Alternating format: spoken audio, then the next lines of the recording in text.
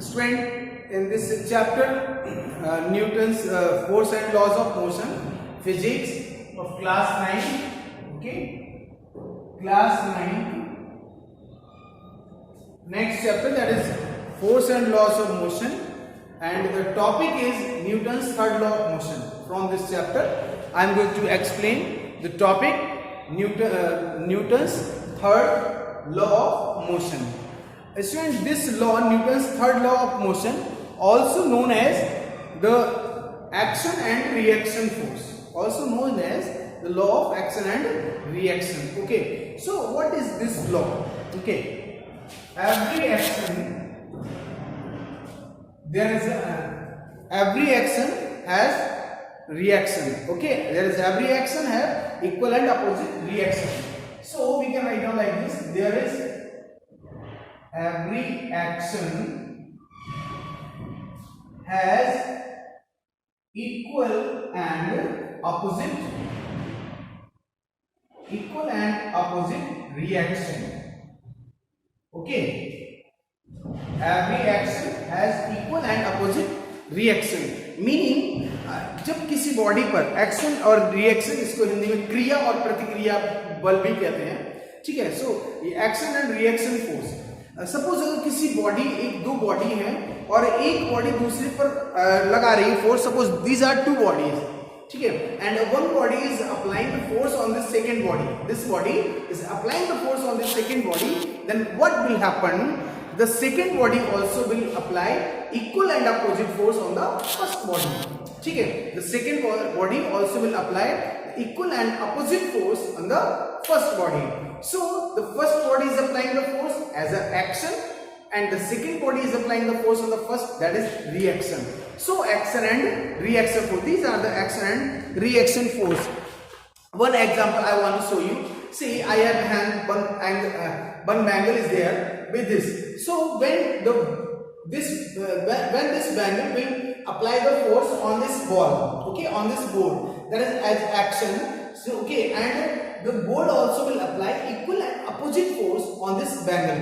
Okay, कहने का मतलब ये कि ये जो बैंगल है, इस पर जब हम ये जो बैंगल है, ये इस पर फर्स्ट फोर्स लगाएगा, इस पर, ठीक है, इस पर फोर्स लगाएगा बोर्ड पर, तो ये बोर्ड भी इस पर इक्वल और अपोजिट फोर्स लगाएगा. ठीक है, how it will happen? See, ये action force, and now the bangle is coming back. Action and see, the bangle is coming back after falling on the surface. ठीक है, after colliding with the surface, it is coming back.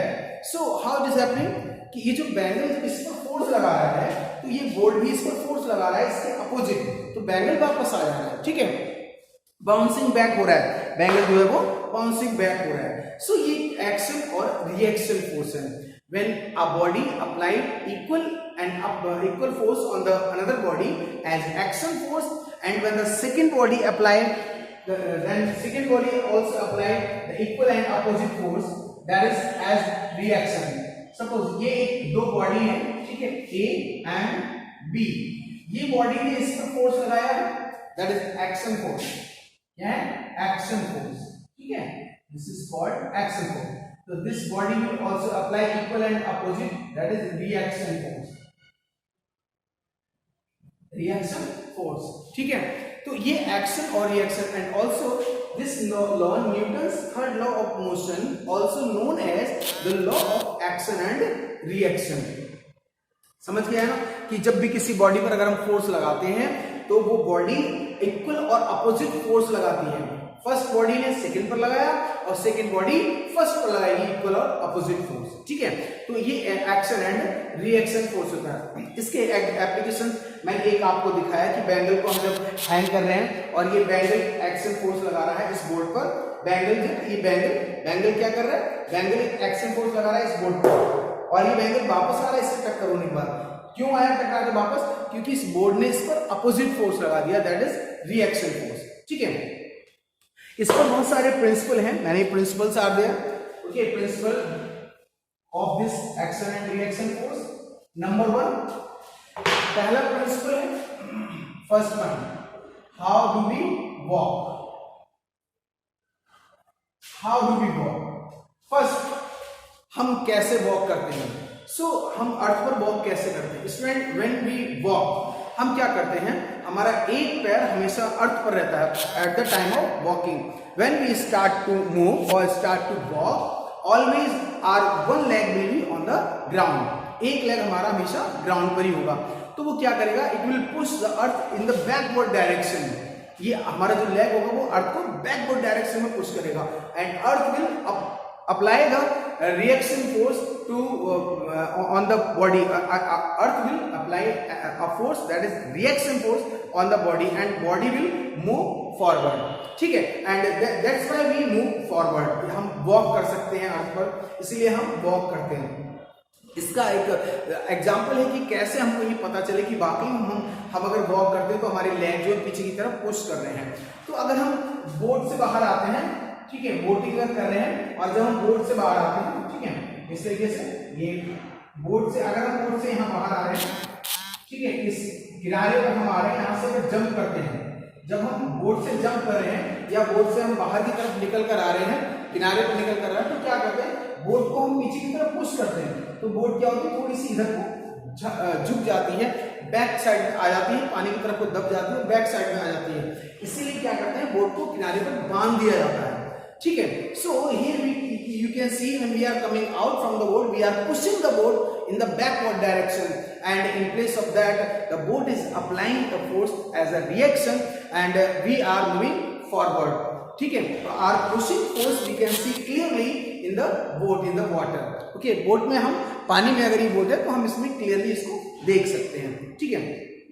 और भी है, दूसरे और भी है how rocket works, ठीक है, दूसरा है रॉकेट का, है ना, रॉकेट कैसे वर्क करता है, और rocket works, this is also the based on the principle of action and reaction, ये एक्शन एंड रिएक्शन के उस पर प्रिंसिपल पर वर्क करता है, ठीक है। कैसे वर्क करता है, ये रॉकेट है, ठीक है, मैं थोड़ा शेप बनाने की कोशिश कर रहा हूं रॉकेट का, ये है, इसके लास्ट में यहाँ पर एक नोजल होता है, ठीक है, चैम्बर में सॉलिड और लिक्विड फ्यूल होते हैं, ठीक, यहाँ पर फ्यूल भरा होता है, सॉलिड या लिक्विड फ्यूल। अब इसमें जब लिक्विड बर्न होता है तो इसमें हॉट गैसेस क्या होती है, एक जेट के रूप में बाहर आती है, यहाँ पर नोजल होता है लास्ट में, रॉकेट के लास्ट में नोजल होता है, और इस नोजल से हॉट गैसेस बाहर आती हैं। When the hot gases are coming out by the applying the force, that is action force, and when the hot gas is coming out, they pushes the rocket in the backward direction as applying as reaction force, and hence the rocket works, rocket goes to the space, ठीक है। तो इस तरीके से rocket work करता है principle of the based on the principle of action and reaction. एक और एग्जांपल में एक्शन और रिएक्शन का आपको दिखा दूं, हम में से बहुतों ने बलून फुलाए होंगे, है ना, घर में बलून फुलाते हैं और फुलाते समय कभी कोई बलून उड़ जाता है तो क्या होता है, वो रुकता नहीं है और वो एक जेट बन के इधर से उड़ने लगता है, ठीक है। How it happens, because when we are blowing this balloon, see the air has been pumped into the balloon, ठीक है, I have pumped the air in this balloon, and now see this part of the balloon will work as a nozzle, this part of the balloon will work as a nozzle, okay. So when I will leave this balloon, the air which has been pumped inside this balloon, it will come out from this nozzle and it will work like a jet, ठीक है। तो क्या होगा, इसके अंदर ये pump करके भरा गया, तो इसके अंदर जैसे ही इसको होगा, ये इलास्टिक है, इलास्टिक क्या होगी, अपने शेप में आएगी, ओरिजिनल शेप में, जो हम इसको फ्री करेंगे तो ये फोर्स लगाएगी एयर पर और एयर बाहर निकलेगी, जो एक्शन फोर्स लगेगा उससे ये एयर बाहर निकल कर आएगी, ठीक है। और जब ये एयर बाहर आएगी तो क्या करेगी, बलून को रिएक्शन फोर्स भी देगी, ठीक है, equal and opposite force the air will apply on this balloon, and this then the balloon will move here and there, just like that you see when I will leave this balloon, what will happen, see with a high speed he went away, ठीक है, ये भाग गया एकदम, ठीक है, उड़ गया। क्यों उड़ गया ये, because the jet of the air coming out from that nozzle, okay, and by applying the action force inside the balloon, and when this air comes out from the balloon, it apply reaction force in the backward direction to the balloon, and so balloon fly here and there, okay. So this is the action and reaction force, Newton's third law of motion. Hope it is clear to you, okay. And the next one more I want to explain you That is the last topic, conservation of momentum. Conservation of momentum. What is the meaning of conservation of momentum? Conservation means the previous momentum when a body is moving, initial momentum, and after the speed is changing or whatever is going on, final momentum both will be equal. It means momentum has been conserved. ठीक है, इसको हम दो चीज होते हैं, दो suppose ये एक बॉडी ये है, ये मूव कर रही है और दूसरी बॉडी यहाँ पर है, ये भी मूव कर रही है, ठीक है, and both are moving in the same direction. This have the mass m1 and this have the mass m2. Two bodies are there, ठीक है. ये initial body initial velocity u1 से मूव कर रही है और ये इनिशियल वेलोसिटी u2 से मूव कर रही है, ठीक है. ये दो बॉडी है, both are moving with the initial velocity and in the same direction, ठीक है. तो इनिशियल मोमेंटम, इसका इनिशियल मोमेंटम क्या होगा, p1 equals to m1 u1, ठीक है. इसका इनिशियल मोमेंटम क्या होगा, p2 equals to m2 u2, ठीक है. ये इनिशियल मोमेंटम होगा, ठीक. अब जब इसमें इनिशियल मोमेंटम होगा तो इसमें यहां से यहां तक कुछ चलते रहे, चलते चलते इसमें कुछ t टाइम लगा, ठीक है. उसके बाद ये कोलाइजन, आफ्टर कोलाइजन ये टक्कर हो गई इनकी m1 m2. टकराने के बाद इनकी जो वेलोसिटी हुई दैट इज v1. अब ये इनका क्या होगा, इनकी वेलोसिटी चेंज हो जाएगी v1 एंड v2. जब टक्कर होगी तो इसकी वेलोसिटी भी क्या होगी, चेंज होगी. The velocity of this body will change, ठीक है, दैट इज v1 v2. तो इसका जो फाइनल मोमेंटम होगा वो क्या होगा, m1 v1 और इसका m2 v2, ठीक है. ये फाइनल मोमेंटम है m1 v1 और m2 v2, ठीक है. हमें प्रूव क्या करना है, इसमें प्रूव हमें ये करना है कि इन दोनों का जो फाइनल मोमेंटम है, इनिशियल मोमेंटम दोनों इक्वल होंगे, ठीक है. क्या प्रूव करना है, m1 u1 plus m2 u2 equals to m1 v1 plus m2 v2, ठीक है. तो ये इसमें ये हमें प्रूव करना है कि इन दोनों का मोमेंटम जो है वो इक्वल होगा, ठीक. ओके, नेट फोर्स जो होगा वो क्या लगेगा इनिशियल पोजीशन में, इनिशियल नेट फोर्स क्या होगा, अगर इसकी वेलोसिटी अभी u1 थी, आफ्टर कोलाइजन v1 हो गई, ठीक है. इसकी u2 थी, आफ्टर कोलाइजन v2 हो गई है, ठीक है. समझ में आया ना. तो इनिशियल फोर्स क्या होगा, force F equals to F1 for first body, अगर हम इसके लिए इसका F1 निकालेंगे तो that will be changing momentum. क्या होगा, m1 v1 minus m1 u1 upon t, क्योंकि टाइम यहां पर t लग रहा है, ठीक है. टाइम t के बाद ही कोलाइज हुई थी, आपस में जो टक्कर हुई थी t टाइम के बाद हुई थी. तो इसमें इनका फोर्स जो है वो नेट फोर्स इतना लगेगा, ठीक है, फर्स्ट बॉडी का. अब सेकेंड बॉडी का है, क्या है, टकराई है, तो एक एक्शन फोर्स देगी तो दूसरा रिएक्शन फोर्स देगी. तो इसका जो फोर्स होगा वो नेगेटिव डायरेक्शन होगा, इसका फोर्स इस डायरेक्शन में है तो दूसरा नेगेटिव, क्योंकि one body is applying as a action force, then another body will also apply as a reaction force, ठीक है. तो सेकेंड बॉडी का जो है उसका फोर्स क्या होगा, that will be F2 equals to m2 v2 minus m2 u2 upon t, ठीक है. अच्छा, एक्शन फोर्स का ये रिएक्शन फोर्स है हमारे पास, ये reaction force and this is action force. This is as action force. F1 is action force for the first body to second body and F2 is the reaction force for the second body to first body, ठीक है. वो action and reaction में हमारे पास जो formula है वो क्या है, in the action force and reaction force दोनों क्या होंगे, इक्वल होंगे. You can write down action force is equals to reaction force, ठीक है ना. Action force and reaction force क्या होंगे, इक्वल होंगे. बट क्योंकि रिएक्शन फोर्स अपोजिट होगा तो ये माइनस साइन होगा, ठीक है. फर्स्ट बॉडी ने एक्शन फोर्स लगाया है बट दैट इज पॉजिटिव.